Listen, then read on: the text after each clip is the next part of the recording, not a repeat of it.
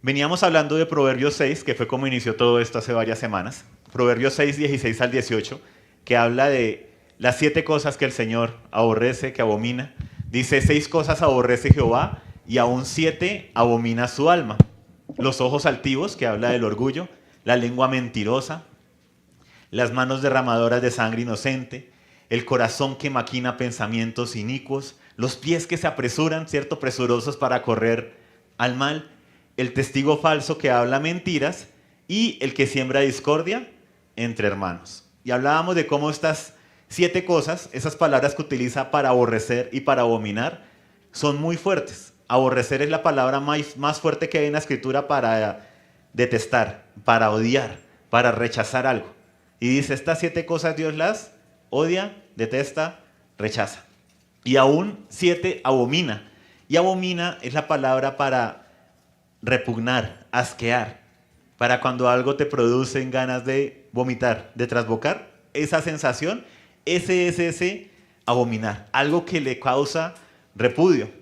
Y hablábamos de cómo el corazón, ¿sí? Que maquina pensamientos inicuos, es algo que el Señor aborrece, abomina, detesta, ¿sí? No lo quiere tener cerca porque ese rechaza es que lo envía lejos.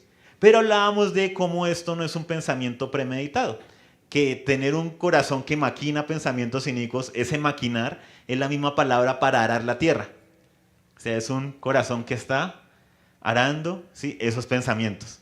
Y hablábamos que es diferente a cuando de pronto tú vas por la calle a Transmilenio, alguien te empuja y uy, impulsivamente piensas, uy, que se caiga, no sé, sí, como ganas de empujarlo de vuelta, que se le cierre la puerta, que pierda el Transmilenio. Lo que piensas en ese momento y tú dices, ay no, perdón padre, no, no, no, cierto, este pensamiento no hace parte de, eso es un pensamiento impulsivo, pero el que maquina el pensamiento es el que llega a la oficina y continúa pensando en el que lo empujó.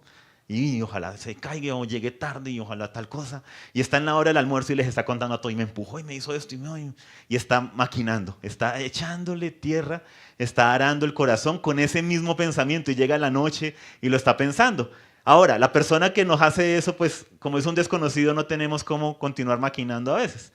Pero cuando es un jefe, un compañero, un familiar, el cónyuge, el hijo, la mamá, ¿m? Y se acuesta uno pensando, sí, y lo que me hizo y no me hizo, y me habló y no me habló, pero a ver mañana, ay, mañana cuando me hable solamente le voy a responder en monosílabos. Ujú, sí, no, ujú, ujú, para que vea que estoy enojado, y cuando me pida tal cosa va a haber. Y es ese maquinar y maquinar todo un plan, toda una venganza, a eso es a lo que se refiere. Entonces, esto nos llevaba a hablar que nuestro corazón es ese campo de cultivo donde todo el tiempo estamos arando la tierra, sembrando, otros vienen a sembrar en nosotros, y según como nosotros estemos arando ese campo, va a ser tierra fértil para que los buenos pensamientos tengan fruto o los malos pensamientos aniden. Entonces ahí es donde viene alguien a decirnos, oye, ¿sí viste cómo te miraron? Oye, ¿sí viste cómo te hizo? Uy, sí, y cuando hay rencor en nosotros, cuando ya hay un campo de cultivo que está acostumbrado a esto, hay rechazo, que creemos que todos están en nuestra contra, y viene alguien a sembrar de eso en nosotros, pues encuentra un terreno que fértil y alimenta eso en nosotros. Y desafortunadamente ese fruto, como sucede en la naturaleza, ¿cómo crecen nuevos árboles? ¿Cómo se multiplican las semillas? Por el fruto que dan. Y dan esa semilla, cae y vuelve y nace y vuelve el ciclo. Eso mismo pasa con el corazón. Entonces la pregunta que nos hacíamos, y dile a la persona que está a tu lado, es, ¿qué estás sembrando? ¿Qué estás sembrando? No, pues yo tengo un terreno allá y estoy sembrando papa. No, ¿qué estás sembrando en tu corazón? En tu corazón. ¿Listo? Por si acaso, ¿no? Y veíamos un principio espiritual, lo vemos en la Biblia, en Mateo 7, del 15 al 20, pero nos concentramos aquí en la última parte que habla Jesús. Dice, por sus frutos los conocerán. Entonces mis frutos me delatan, mis reacciones me delatan. Entonces yo puedo decir que tengo un muy buen corazón, pero si lo que sale de mí es rencor, queja, crítica, murmuración, esos son frutos. ¿Cómo puedo decir que tengo un buen corazón si la constante de lo que sale de mí, no un pensamiento impulsivo, sino si hay una constante en que lo que más sale es estas cosas. Debo evaluar los frutos de mi corazón. Y si yo no acepto que lo que sale de mi corazón, tanto hay cosas buenas como hay cosas que no son buenas, si no acepto la fuente de donde vienen, nunca voy a cambiar. Porque nunca me voy a apropiar, nunca le voy a decir al Señor, nunca voy a, en oración, a luchar por estos cambios, por esa transformación, nunca voy a ir a la palabra, nunca me voy a abrir a que el Señor haga una obra en mí si yo creo que todo está bien y no acepto que estoy mal. El primer paso para uno cambiar es aceptar que hay un problema. Y es lo primero. Pero si yo no veo ningún problema, pues nunca voy a ver cambios. Entonces veíamos que como el corazón es el campo de cultivo y los frutos nos delatan, pues ¿qué estás produciendo, cierto? ¿Qué estás produciendo? No qué sale de ti impulsivamente, sino cuál es la constante. ¿Cuál es la constante de lo que sale de nosotros? Y el fruto que el Señor quiere que demos es el fruto del Espíritu, que lo dice en Gálatas: amor, gozo, paz, paciencia, benignidad, bondad, fe, mansedumbre, templanza. Contra todas estas cosas no hay ley. Pero si lo que sale son otras cosas, debo evaluar qué está pasando con mi corazón. Entonces, veíamos este pasaje que ha sido el central, de donde hemos sacado lo que hemos visto en las últimas semanas. Marcos 7, 21 en adelante dice: de adentro, está hablando Jesús, del corazón de los hombres salen, y empieza a dar una lista de 13 cosas.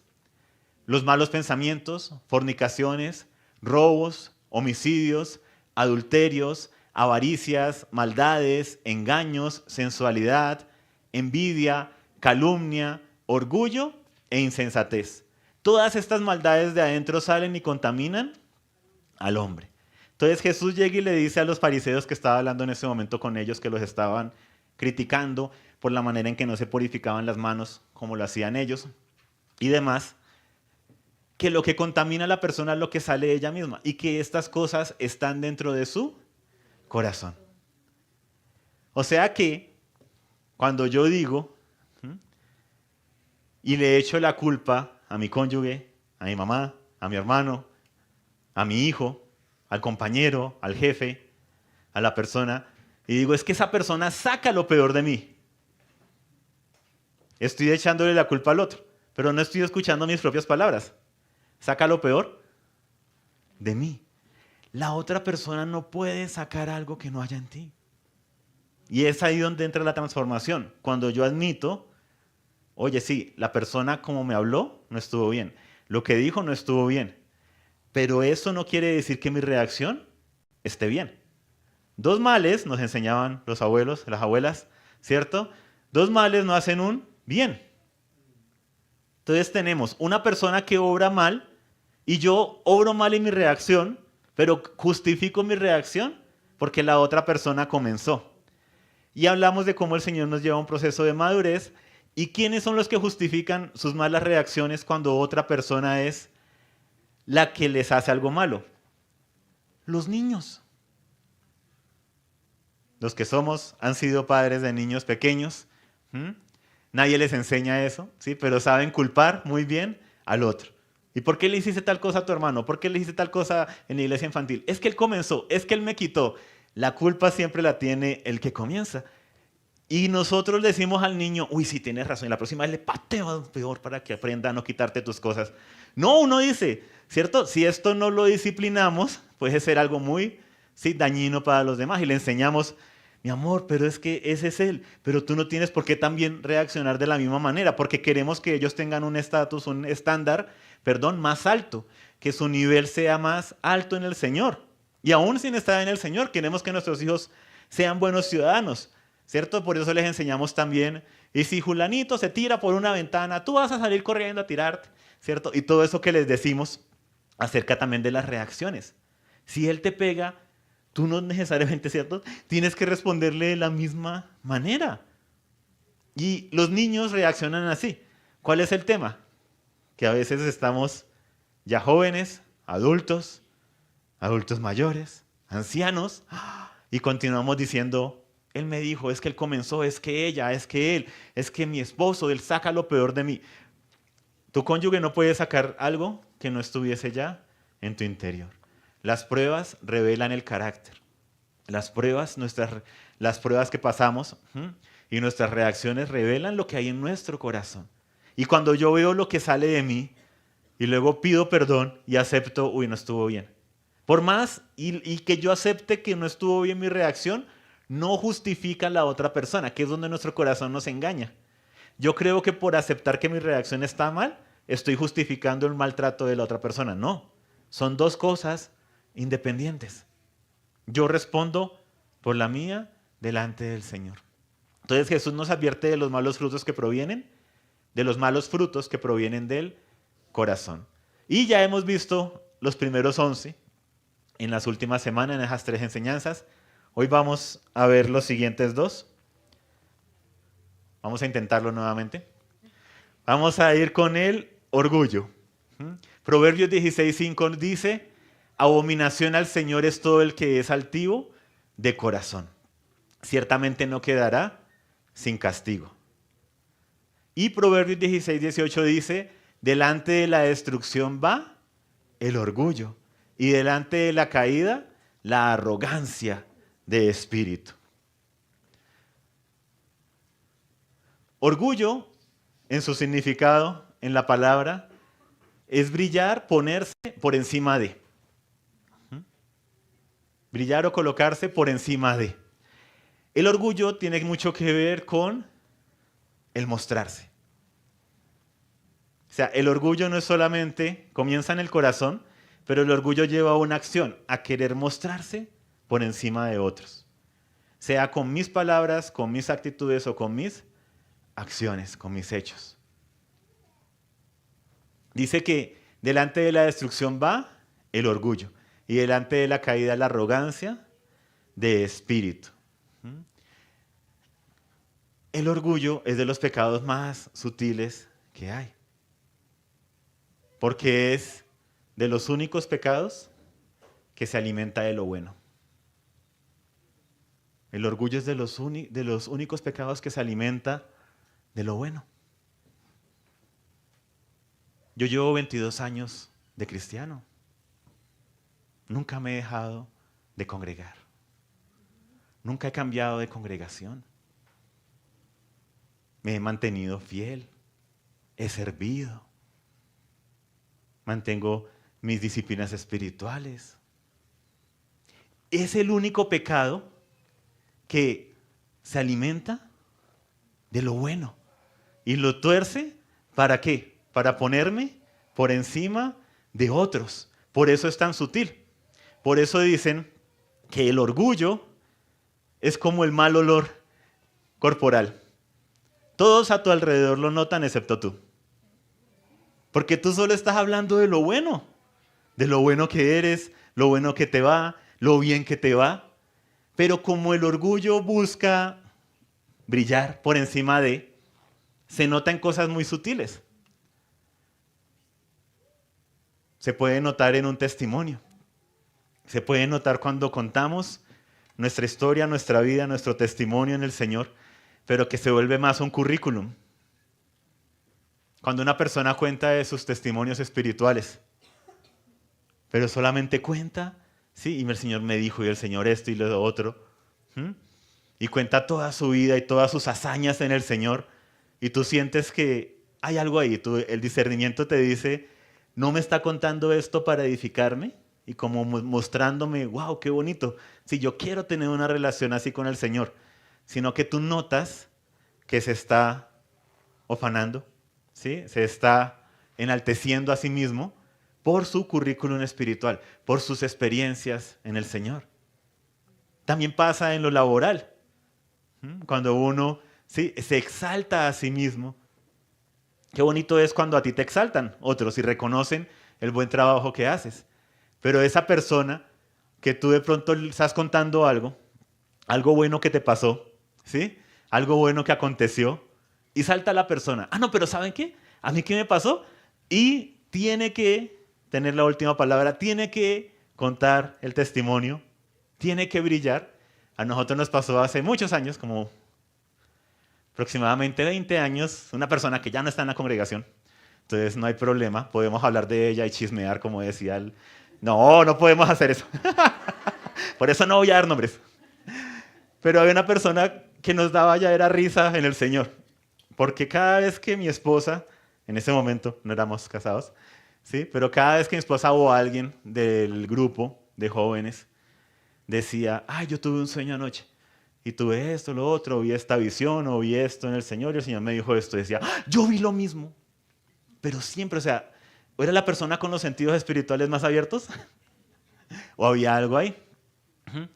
Pero siempre veía lo mismo, siempre tenía un sueño, y lo raro era que solo lo contaba cuando alguien más lo contaba. Entonces, siempre que alguien contaba un testimonio, contaba algo, esta persona, ay, yo también tuve el sueño, yo me soñé eso, ay, yo vi eso, y tal cosa, y le agregaba y de todo, y uno, ok, ¿sí? Muy interesante, ¿sí? Cuando pasa la primera vez, uno dice, ah, qué bonito, el Señor nos está confirmando cosas. Pero tú empiezas a notar el patrón, y tú dices, ¿sí? Se te levanta ese espíritu de discernimiento, o slash, ¿dónde sospecha? ¿Sí? Y veías que había algo ahí más. ¿Por qué? Porque el discernimiento. Uno nota cuando alguien quiere saltar, brillar por encima de otra persona, pasar por encima de otra persona. Entonces, el orgullo es el único pecado que engorda con las cosas buenas. Porque yo me enorgullezco de lo bueno. Fue lo que le pasó a Satanás. Nos cuenta la escritura, cuando se vio a sí mismo, dice que vio, ¿sí?, sus vestiduras, vio todo, vio el trono y dijo, y yo tan bueno que soy, yo podría estar en ese trono. Yo debería estar en ese trono, ¿sí? Y fue el mismo pecado que le dijo con engaño luego al hombre y a la mujer. Dios no quiere que ustedes sean como Él. Él sabe el potencial que hay en ustedes. Coman del árbol, ¿sí? ¿Y a qué apeló? A su orgullo. Oh, sí, si yo como esto seré como Dios. No le tendré que rendir cuentas a Dios, no tendré que humillarme delante de Dios. Algunas señales del orgullo, ¿sí? También está la disculpa falsa. Perdóname si en algo te hice sentir mal. Perdóname, no. Perdóname si te sentiste mal por lo que dije. No todos somos tan maduros para recibir todas las cosas. Entonces le echo la culpa a la persona, ¿sí? Es una inmadura, pero fuera de eso le digo, no estuvo mal lo que yo dije. Es que tú eres de esa generación de cristal de hoy en día. Se ofenden por todo.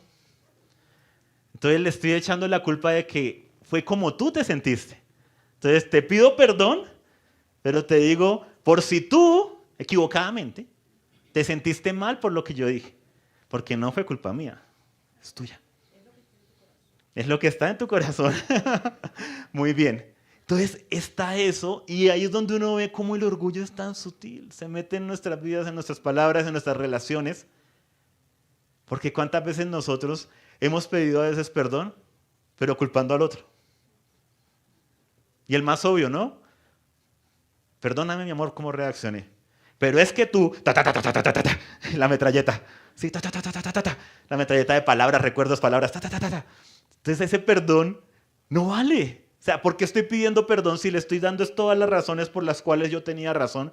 Es un perdón que no tiene sentido. Y nos acostumbramos a esas cosas. Y son señales de un corazón orgulloso.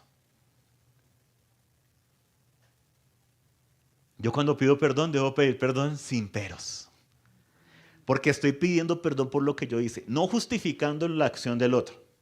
El otro tiene que responder, o la otra tiene que responder por lo que hizo. Pero el perdón se trata de cómo yo arreglo las cuentas con el Señor, con el otro, en lo que compete conmigo. De eso es el perdón, el soltar. Pero ¿para qué le pido perdón a alguien si le estoy desechando la culpa? No tiene sentido, o sea, no estoy realmente pidiéndole perdón. Cuando cambio de congregación por algo que me han dicho y no arreglo el problema, y entonces la culpa es del pastor, la culpa es del líder, la culpa es que en esa congregación no hay esto, que en esa otra congregación no hay lo otro, y ya llevo como 20 congregaciones. ¿Habrá la pequeña posibilidad de que la culpa sea tuya, pequeña. O todos, pastores, líderes, familiares, hermanos, hijas, hijos, cónyuges, todos están equivocados. Y ahí viene otra, el no escuchar las voces que nos dan consejo. Cuando nuestra esposa nos habla de algo y nuestra mamá, también nuestro papá nos da un consejo y es por el mismo lado, o una persona en el trabajo de la nada nos dice, y ya son 3 personas que me están hablando de un mismo tema y yo cierro mis oídos. No, ellos son los que están equivocados. Cuando tengo un problema con alguien en la congregación, dile a la persona que está a tu lado, pasa. Si eso es raro, pasa. Y voy y busco al coordinador o a mi discipulador. Oye, mira lo que me hizo tal persona, esto, lo otro, esperando que se ponga de mi lado y venga, ¿sí? Y te dice, ¿y cómo está tu corazón? ¿Ya lo perdonaste? Es que yo creo que Dios está trabajando en tu carácter. ¿Yo? ¿Ella? ¿Él? ¿Lo que me hizo? ¿Cómo me miró? ¿Esa manera de comportarse, de tratarme? ¿Yo? Si yo aquí soy la víctima. Porque el orgullo aprovecha el ser víctima para ponerse por encima de. Entonces, ¿qué hace la persona? Va y busca a otro. Y le cuenta. Y cuando tú te enteras, y llegó a un pastor, llegó al otro y le dijo lo mismo. Ay, mira, tal persona me dijo esto. Ay, también me lo dijo, sí. A mí también me lo dijo, a mí también me lo dijo. ¿Y qué le dijeron? No, pues que era, sí, que tenía que trabajar en su carácter, en sus reacciones y eso. Y es porque la persona que está buscando, alguien que le diga, tienes razón, no está buscando una ayuda. Está buscando es saber quién le dice que tiene razón en señalar al otro, en sentirse como está, en reaccionar como reaccionó. Entonces a veces el orgullo se muestra en eso. Cuando no soltamos, cuando no queremos avanzar, crecer, perdonar, cerrar situaciones en nuestra vida y en nuestro corazón. Cuando una y otra vez le contamos al uno lo que nos hicieron. Y oramos y todo. Y vamos a otra persona y otra vez contamos lo que nos hicieron. ¿Por qué? Porque el orgullo se aprovecha mucho también del complejo de víctima. Porque yo puedo brillar por lo mal que me ha ido. Y sutilmente el orgullo se mete ahí. Entonces uno cuenta algo malo que pasó y ahí sale la persona, ¿no? No, pero ninguno de ustedes ha vivido lo que yo he vivido. Y lo que a mí me ha pasado. ¿Qué hace? Por encima de los demás a brillar. Brillar por su calamidad. Y se vuelve una manera de hacerse el centro, de pasar por encima de otros, de mostrarse ante otros, de exaltarse a sí mismo.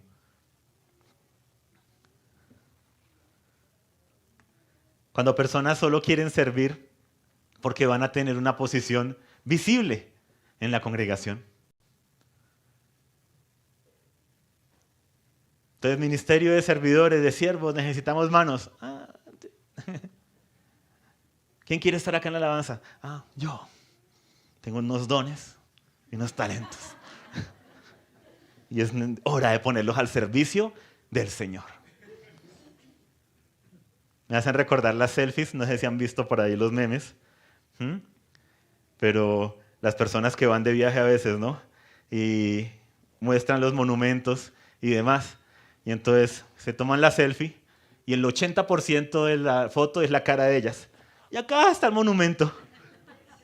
Aquí visitando Italia, aquí visitando esto, aquí visitando lo otro. ¿Quién se está exaltando? Y son esas cosas sutiles que uno dice, ay no, eso es inmadurez. Sí, exacto, el orgullo es inmadurez. Ay, eso es una bobada. No, eso revela mucho de nuestro corazón.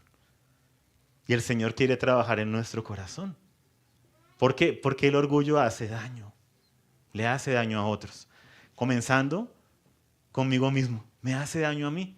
Porque del orgullo viene el rencor, vienen las iras, vienen las envidias. Todo lo que hemos visto con anterioridad. El orgullo es parte de la raíz de todas estas cosas. Cuando me comparo hacia abajo, porque claro, si me comparo con alguien que está mejor que yo, eso me da humildad. Pero cuando busco compararme hacia abajo, cuando escucho testimonios y digo, uy, bueno, por lo menos nuestro hogar no está tan grave como ellos. ¿Sí? Uy, sí, nosotros bien, nos hablamos bien, salimos, hacemos esto, sí, ¿no? Y empieza ese orgullo. ¿Por qué? Porque ¿de qué se alimenta el orgullo? De lo bueno, de las victorias. Por eso toca estarlo filtrando. Porque yo sin querer, aún en el Señor y más en el Señor, los más orgullosos, ¿quiénes fueron? Los fariseos, los que más conocían la Biblia, los que no se perdían un culto en la sinagoga, los que hacían todos los rituales, los que guardaban la ley y más que la ley, todos los libros que ellos habían añadido a la Biblia. Eran los más religiosos y los más orgullosos de su religiosidad.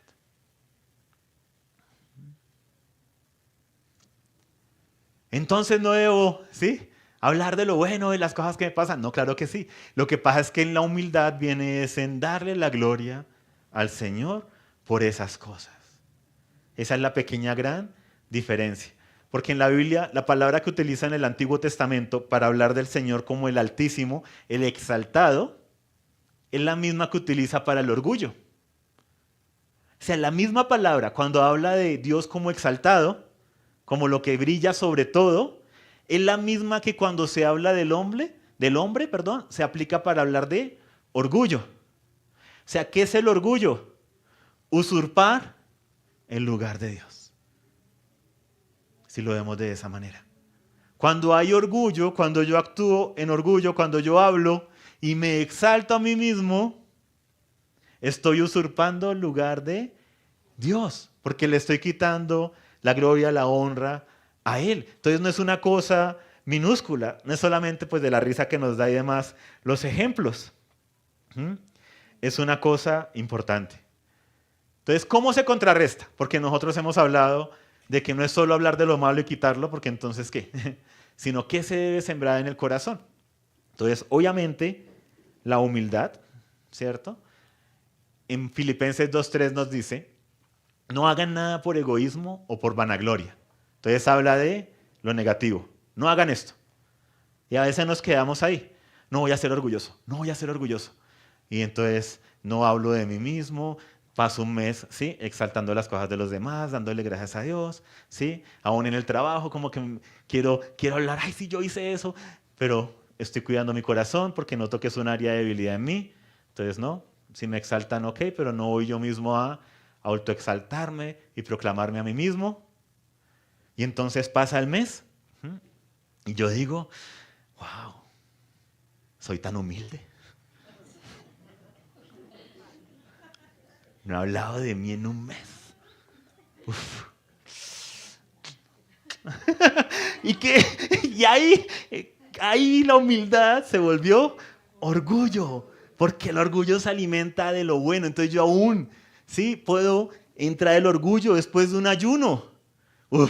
7 días de ayuno y le cuento a todos, estuve en ayuno, sí, 7 días y esto. Y estás perdiendo la recompensa porque dice que el ayuno, que esas cosas las hagas en secreto y recibirás tu recompensa en lo secreto. Pero cuando tú te exaltas a ti mismo, ¿qué va a pasar? Ya recibiste tu recompensa. Porque el hermano de al lado dice, wow, ya, esa fue tu recompensa. Fuiste exaltado. Pero cuando tú lo haces en lo secreto, el que te exalta es el Señor. Hace como 20 años también, ¿por qué todo sucedió hace 20 años? No lo sé, pero teníamos un par de jovencitos en la congregación, con un corazón muy sincero, ¿no? Intentando ahí en su proceso crecer y demás, pero me acuerdo que ellos hicieron un ayuno y lo iban a hacer como durante 40 días. Creo que era basado en el ayuno de Daniel también, y nos daba risa porque toda la congregación se enteró de que estaban en el ayuno de Daniel. Porque a todo el mundo le contaban, no, es que estamos ayuno, y le contaban todo, y a Ceci llegaban y, Ceci, no me vas a dar tal cosa porque estoy en el ayuno. Y Ceci les decía, wow, ¿qué estaban obteniendo ahí?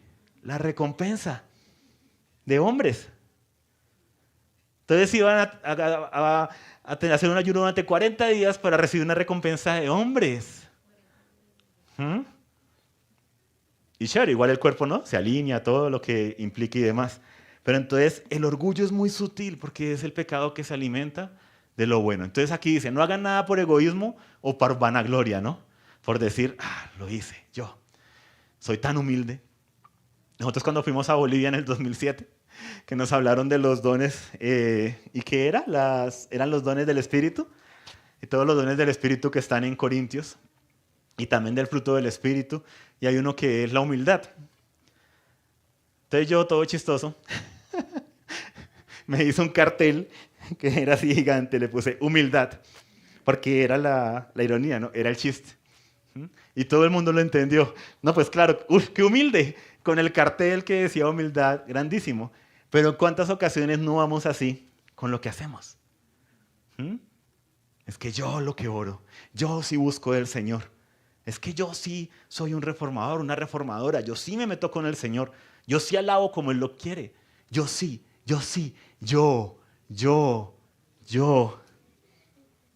Detrás de muchos de los grandes, entre comillas, profetas modernos están plataformas de orgullo. Y lo más triste es que atraen tantas personas. Porque así como dice Primera de Latinos 6:3, que dinero atrae dinero, orgullo atrae orgullo. Entonces una persona que se levanta en una plataforma de carne atrae gente carnal. ¿Qué quiere eso? Uy, yo quiero ese poder, yo quiero esa unción, yo quiero lo que tiene Él. Y se exaltan a sí mismos, hablan de sí mismos. Todo es yo, mí, el Señor y yo. ¿Y dónde queda Él, Cristo? Entonces aquí nos dice, no hagan esto por vanagloria, por egoísmo, pero si nos quedamos ahí, pues el terreno queda y otra vez que va a crecer, el orgullo. Dice con actitud, sino que con actitud humilde, cada uno de ustedes considera al otro como más importante que a sí mismo.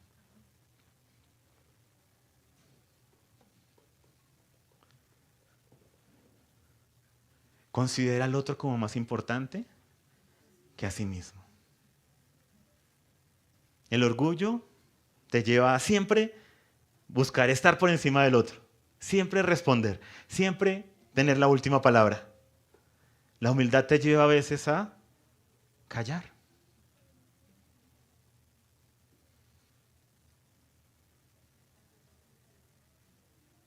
Estás en un grupo de crecimiento, estás en una reunión y alguien da una palabra, alguien habla de algo que el Señor le mostró. Y está contando su testimonio de una atmósfera donde hay una administración bonita y demás. Pero tú lo tienes que interrumpir. Y tú tienes que contar otro testimonio, algo por encima de eso. ¿Por qué? A veces una de las mayores muestras de humildad en la iglesia es aprender a callar. Y más cuando tenemos posiciones de liderazgo. Coordinadores de grupo, de discipulado, pastores, maestros. A veces el saber cuándo hablar. No todo lo que yo sé debe decirse. A veces estamos en un devocional de pronto, en una reunión de jóvenes, y están los jóvenes hablando de algo y de pronto yo sé algo de historia, de no sé qué, del hebreo, pero no es como el río en que va. ¿Por qué lo quiero decir? ¿Por edificar? Súper, dilo. Pero si es tan solo para que los demás vean cuánto de hebreo sabes, cuán profundo sabes, cuánto sabes. Y ahí es donde es engañoso el corazón. Y es donde es engañoso el tema del orgullo, porque se disfraza de, no, es que yo quería iluminarlos. Sacarlos de su ignorancia. Y frases así. Por eso digo, el orgullo es como el mal olor corporal. Todos alrededor lo notan excepto la persona que lo sufre. Pero una vez que tú notas lo que es la humildad del Señor, ya te raya los oídos. Tú estás en reuniones y notas. Tú estás viendo canales de YouTube, ves esto, ves lo otro, y notas cuando una persona está exaltando a Cristo o exaltándose a sí misma. Y pasa. Entonces, la actitud humilde comienza cuando yo considero al otro como más importante que a mí mismo. Y considero que el otro puede recibir también del Señor. Y que lo que el otro está diciendo también tiene parte de lo que está dando el Señor. Y cuando yo, con actitud humilde, considero al otro más importante que a mí mismo, eso va a guardar mi corazón y va a guardar mi actitud para con el otro. Porque no voy a querer opacarlo.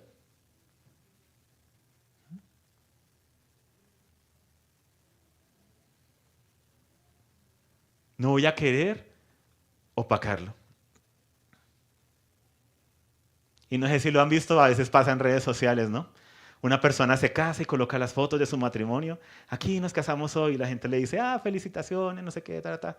Y no falta la que pone, esto me acuerda cuando me casé y pone la foto de su boda. Y tú dices, espérate, estamos celebrando este matrimonio. Pero tienes que poner la foto y recordar el tuyo. El orgullo. Imagínense, ¿no? Y la presentación de Josías, ¿no? Y ahorita le pone sus publicaciones en internet y demás. Y nosotros, eso no se acuerda cuando presentamos a nuestros 6. Toma 6 fotos. O sea, a ver quién nos gana. Sí, o sea, el orgullo. El orgullo se alimenta de lo bueno. Nosotros debemos cuidar mucho nuestro corazón y lo hablo personalmente. El Señor me habla mucho de esto y me ha hablado. Porque yo lucho con esto. Hijo de Dios, tantos años en esta congregación, nunca me he ido de la congregación, casado. 17 años de casado, con 6 hijos.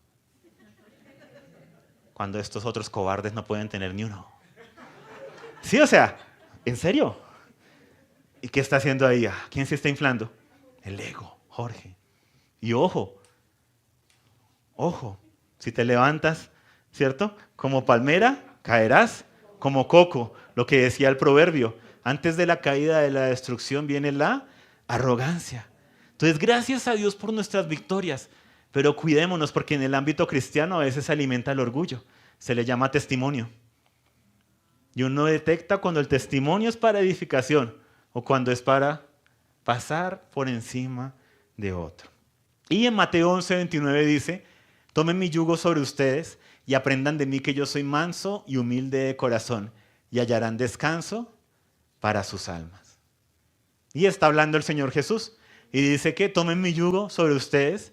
El yugo era lo que se le colocaba a los bueyes para que los dos andasen juntos. Entonces cuando el Señor Jesús dice toma mi yugo, no está diciendo toma, te doy esto. Está diciendo ven hasta mi lado y yo voy contigo. O sea, qué hermoso. Es la visión de los dos bueyes y Él es uno de ellos. Y dice ven, toma mi yugo, únete a mí y vamos juntos. Y dice, y aprendan de mí. ¿Qué? Que soy manso y humilde de corazón. Entonces, cuando yo vi este pasaje, cuando profundicé en él y todo, lo que vi fue la mansedumbre y la humildad se aprenden. Se deben ejercitar. Se pueden ejercitar. Porque el Señor dice, ¿qué? Aprendan de mí. Vayan conmigo y al ir con Él, al ir con su palabra, al ir guiados hacia donde Él va, pues ese camino me va a ayudar ¿a qué? A esa mansedumbre y humildad del corazón. Entonces, cuando yo considero al otro como más importante que a mí mismo, cuando busco no opacar a otros, aunque tenga muchas razones para mostrar y demás, cuando aprendo a callar, cuando aprendo a darle la gloria al Señor, y aprendo del Señor esa mansedumbre y esa humildad, eso genera ¿qué? Humildad en mi corazón. Y donde hay humildad no cabe el orgullo. Es la antítesis. O está el uno o está el otro. Por eso si yo me exalto a mí mismo, pues no hay humildad en ello. Y ya sabiendo mis victorias y en lo que me debo cuidarme de no estarme yo, ¿sí? Echando flores a mí mismo. Y el último, la insensatez. Insensatez significa sin entendimiento o sin mente. Por eso ahí está el corazón hueco. Sin mente, sin entendimiento. Pero va más allá de la parte intelectual. No habla de un conocimiento intelectual. El Salmo 14:1 dice, el necio ha dicho en su corazón, no hay Dios. Todos se han corrompido, han cometido hechos abominables, no hay quien haga el bien. Y Mateo 7:26 dice, todo el que oye estas palabras mías y no las pone en práctica, será semejante a un hombre insensato que edificó su casa sobre la arena. Y habla Jesús y compara la insensatez con escuchar lo que Él dice y no hacerlo. Jesús dice perdona. Ah, no, yo no perdono. Insensato. Jesús dice ojo con el yugo desigual. Bueno, los apóstoles en la Biblia inspirada por Él. Ah, no, yo no voy a hacer caso a eso. Ah, insensato. Ama a tus enemigos. Ora por los que te persiguen. Si tu enemigo te pide un vaso de agua, no se lo niegues. Ah, no, después de lo que me hizo. Nunca. Y la Biblia llama eso insensato. Otra vez alguien me decía, no, hablábamos esta semana, y hablábamos y me decía una persona muy amada, mi amiguito, que le digo, y decía, ¿por qué hay personas que pueden estar años, décadas en una congregación, pero no se ve transformación?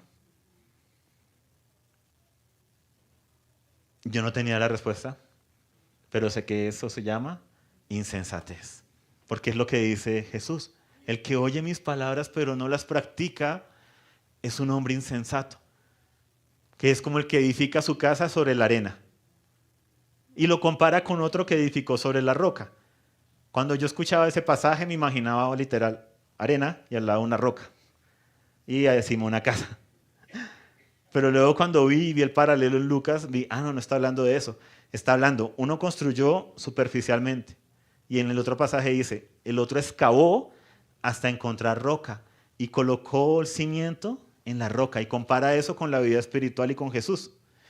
Uno lleva una vida superficial, me congrego, no le hago daño a nadie, pues más o menos ahí una que otra cosita, una que otra mentirita, una que otra esto, lo otro, ¿sí? Vivo mi vida chévere, cristiano chévere, ¿sí? Jesús dijo esto, no hay que ser tan radicales, tampoco hay que ser tan exagerados. Y otro, cavó profundamente. El Señor dijo esto, lo voy a hacer. El Señor habla de esto acerca de esta área, la voy a hacer, la voy a hacer. Y dice que ese hombre es sabio, pero el que vive una vida cristiana superficial es insensato. Entonces, una vida de insensatez va a ignorar todas las 12 cosas de las que hemos hablado. Va a seguir con el orgullo, con el rencor, con la envidia, con la calumnia, haciendo sopa de otros ahí en la hora del almuerzo, de la comida, esto y demás. Todo lo que hemos hablado. Y todo lo lleva a este punto final, la insensatez. No poner en práctica lo que Dios dice. Eso es necedad. Eso es insensatez. Vivir sin pensar en la eternidad. Solo se vive una vez y sin pensar en mi futuro eterno delante del Señor, mi alma, mi espíritu. Gastar más de lo que se tiene por mostrar una imagen. Ahí se une el orgullo con la insensatez. Cuando me dan advertencias y las ignoro. El no practicar lo que escucho.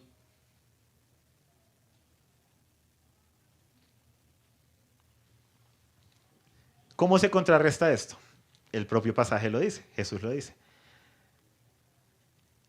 Dice Mateo 7, 24 al 25, por tanto, cualquiera que escucha estas palabras mías, que oye estas palabras mías y las pone en práctica. Dile a la persona que está a tu lado, la práctica hacia el maestro. Y es cierto, lo dijo el maestro de maestros.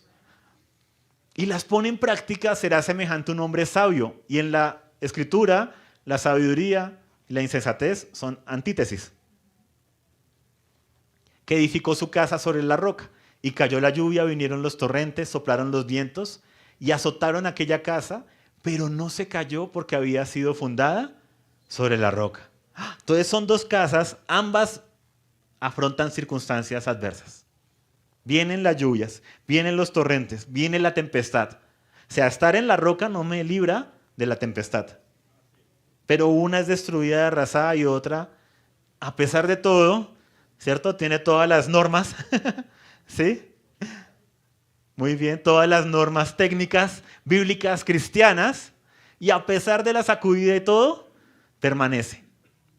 Porque estaba fundada sobre la roca que es Cristo, sus principios, su palabra, lo que Él ha dicho. Y nos enseña cómo ser sabios. En Santiago dice, si a alguien le falta sabiduría, pídasela a Dios que Él la da abundantemente y sin reproche. Entonces ahí muchos dicen, sí ve, entonces bueno, Señor, hazme sabio. Y ya. Pero voy y no le hago caso a lo que Él dice. Eso no es ser sabio. Dice aquí, el que oye esas palabras mías y las pone en práctica. ¿Dónde viene la sabiduría? Y se contrarresta la insensatez. Cuando yo practico lo que Jesús dice, así me cueste lágrimas y la vida misma. Así me cueste relaciones. Así me cueste un empleo. Porque quieren que yo haga algo que va en contra de la ley, que va en contra de mis principios. Ahí es donde se ve la sabiduría versus la insensatez. Y para terminar, una palabra de promesa en Jeremías 32, 37 al 41. Quiero que la podamos leer antes de tomar la cena y orar y terminar. Dice, está hablando el Señor, yo los reuniré de todas las tierras a las cuales los he echado en mi ira, en mi furor y con gran enojo. Y los haré volver a este lugar. Y los haré morar seguros.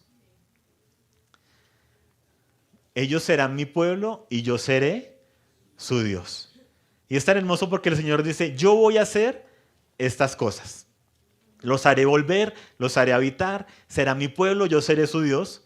Y continúa diciendo que quiero que veamos cómo es el corazón del Padre para con nosotros. Dice, les daré un solo corazón, un solo camino, para que me teman siempre, para bien de ellos y de sus hijos después de ellos.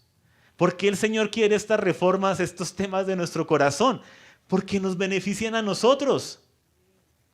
¿Quién es el más beneficiado al tener su corazón limpio y sano? Nosotros. Porque el rencor, la ira, la falta de perdón, esos recuerdos amargos, ¿a quién le amargan la vida?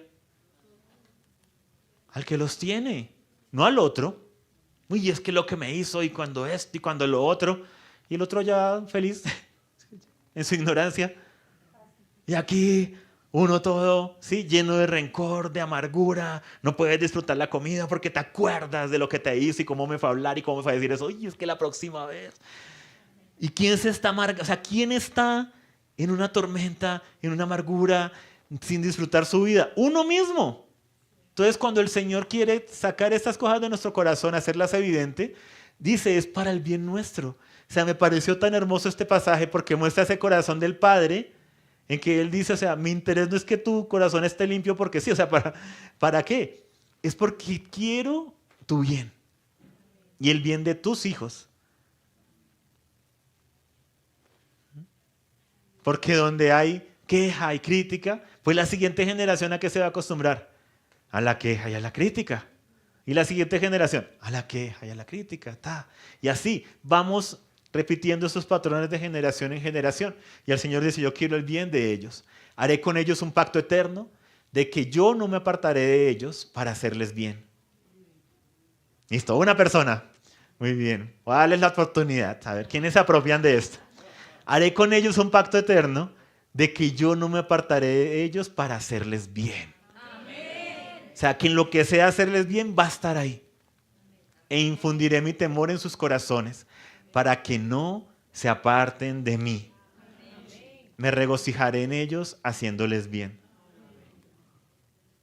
Y ciertamente los plantaré en esta tierra con todo mi corazón y con toda mi alma. Y esa parte me quebrantó tan especialmente.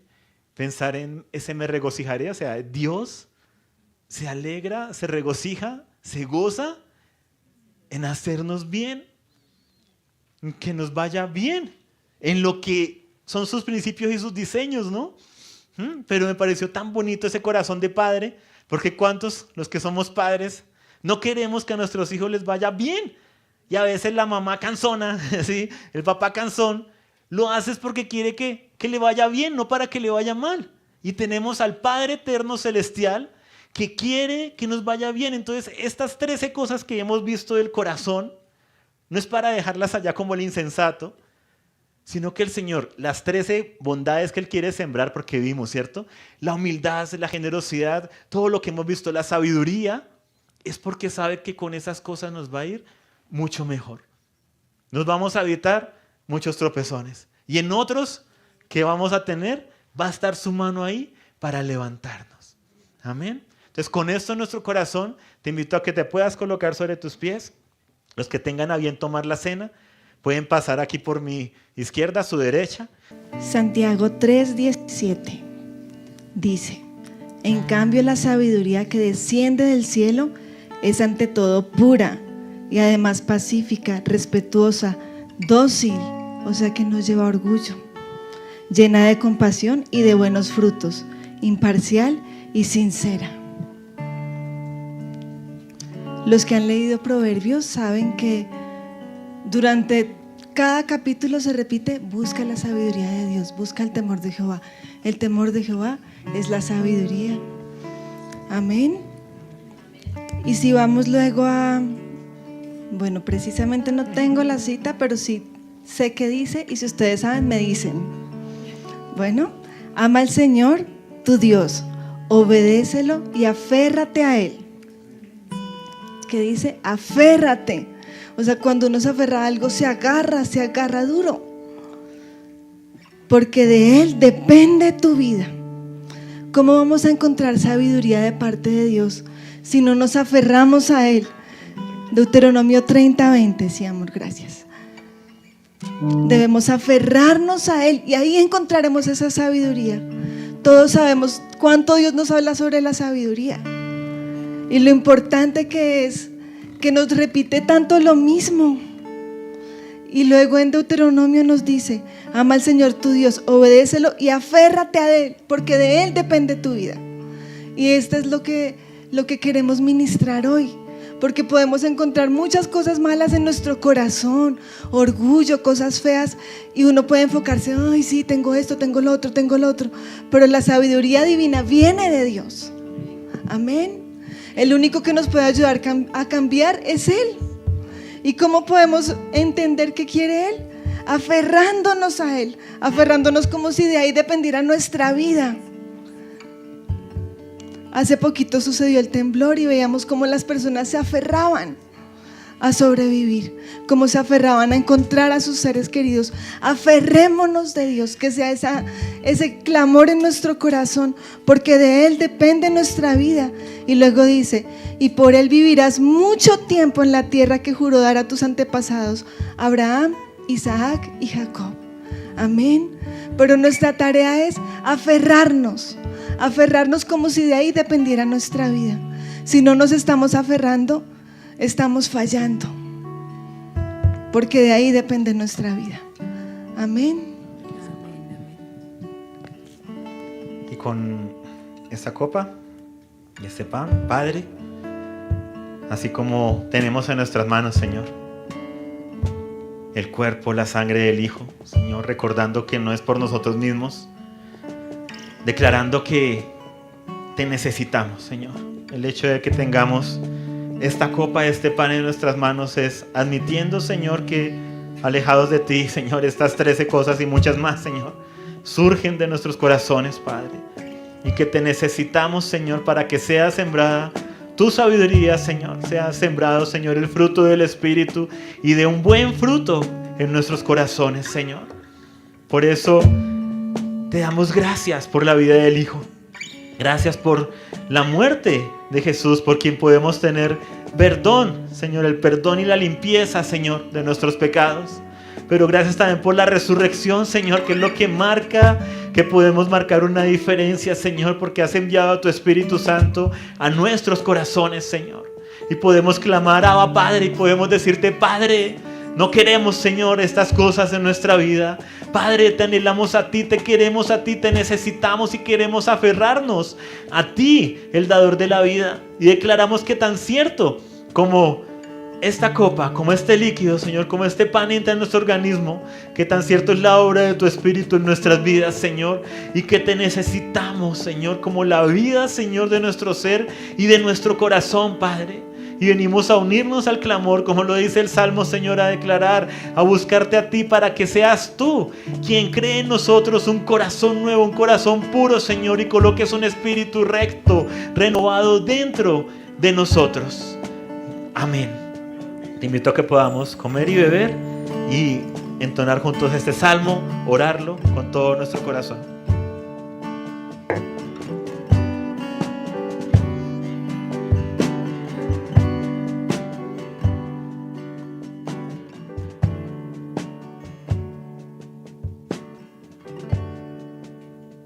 ¿Quién subirá al monte del Señor? ¿Quién habitará en la casa del Señor? El limpio de manos y de puro corazón, que no ha entregado su alma a cosas sin valor. ¿Quién subirá al monte del Señor? ¿Quién habitará en la casa del Señor?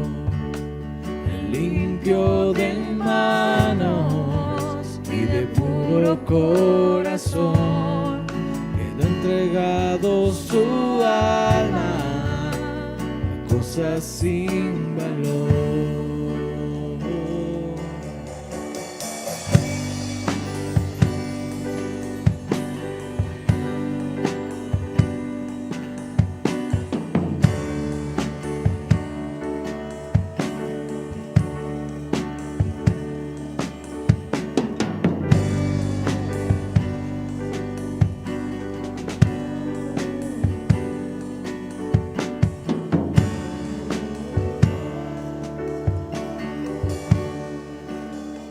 ¿Quién subirá al monte del Señor? ¿Quién habitará en la casa del Señor? El limpio de manos y de puro corazón, que le ha entregado su alma a cosas sin valor. ¿Y quién subirá al monte del Señor? ¿Quién habitará en la casa del Señor? El limpio de manos y de puro corazón, que no ha entregado su alma a cosas sin valor.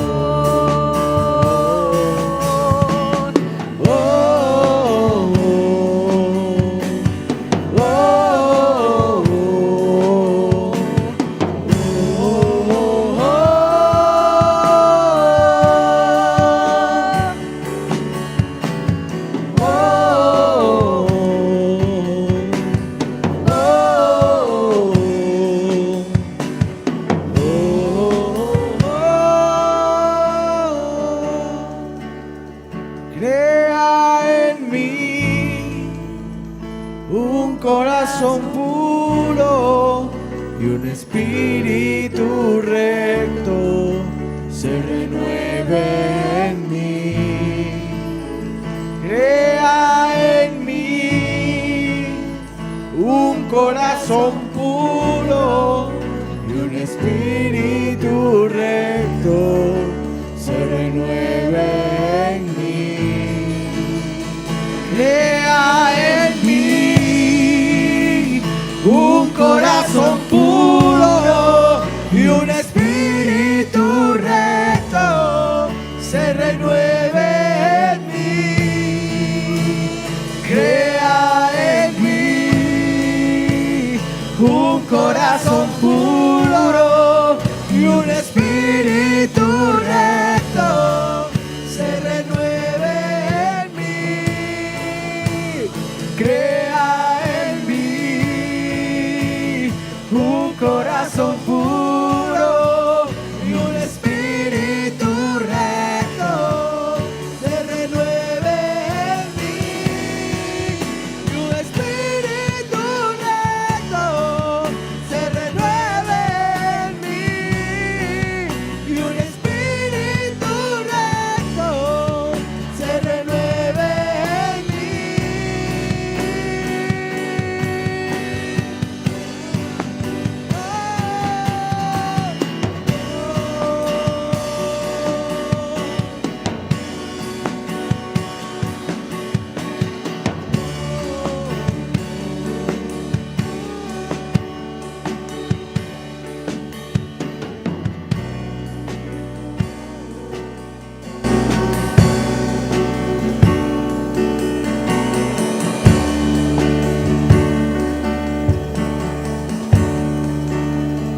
Crea en mí un corazón puro y un espíritu recto se renueve en mí. Crea en mí un corazón puro y un espíritu recto se renueve en mí. Crea en mí un corazón puro y un espíritu recto se renueve en mí. Y un espíritu recto se renueve en mí. Y un espíritu recto se renueve en mí.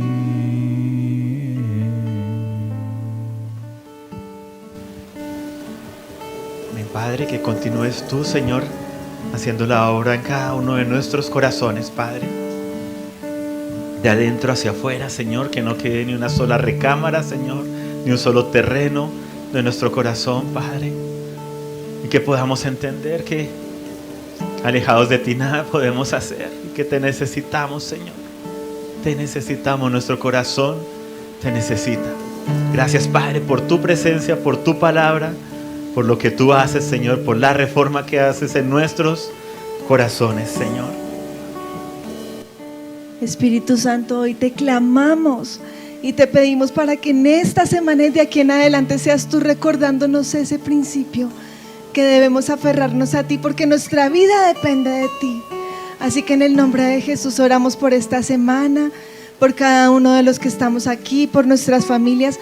Oramos, Espíritu Santo, para que seas tú formando nuestros corazones, trayendo tu vida a cada uno de nuestros corazones, limpiando aquello que debe ser limpio y purificando aquello que necesita ser puro. Hoy en el nombre de Jesús oramos y sabemos que salimos de este lugar en victoria, empoderados, porque los malos hábitos y las malas costumbres no prosperan, porque tú, Espíritu Santo, nos ayudas a levantarnos en victoria. En el nombre de Jesús. Amén. Amén. Amén.